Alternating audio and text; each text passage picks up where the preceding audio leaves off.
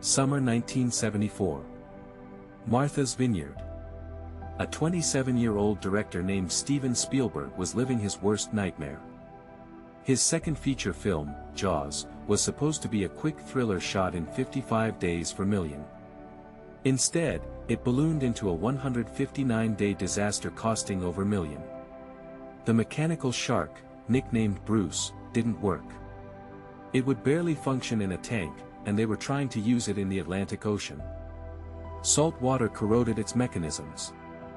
Waves pushed it around like a bath toy.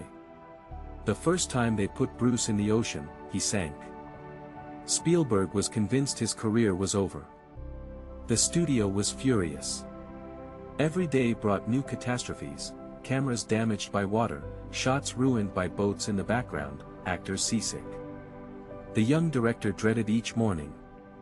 But then Spielberg had an insight born from desperation: what if the shark's dysfunction was actually a gift? What if not showing the shark made it scarier?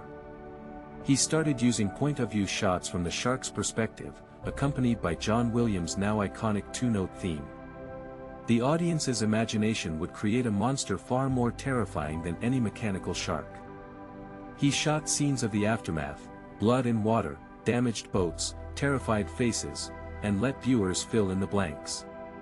When Bruce did appear, it was brief and strategic for maximum impact.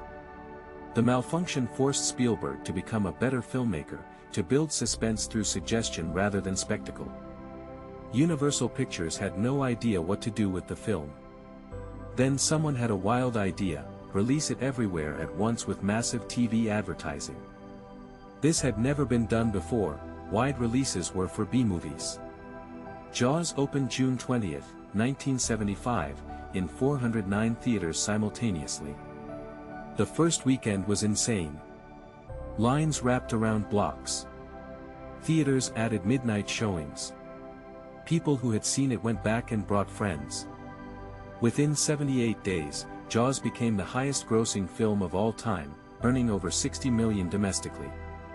The success changed Hollywood forever. Before Jaws, studios released big films at Christmas. After Jaws, summer became the most lucrative season, the era of the summer blockbuster. More importantly, Jaws proved that a genre film could be both commercially successful and artistically accomplished. Roy Scheider, Richard Dreyfuss, and Robert Shaw created memorable characters who felt like real people. Spielberg went from a director Universal wanted to fire to the most bankable filmmaker in Hollywood. But it all started with a broken mechanical shark and a desperate young director who turned disaster into innovation. The irony is perfect: the mechanical failures that nearly destroyed the film are precisely what made it great. If Bruce had worked perfectly, Jaws would have been just another monster movie. Instead, it became a masterpiece of suspense.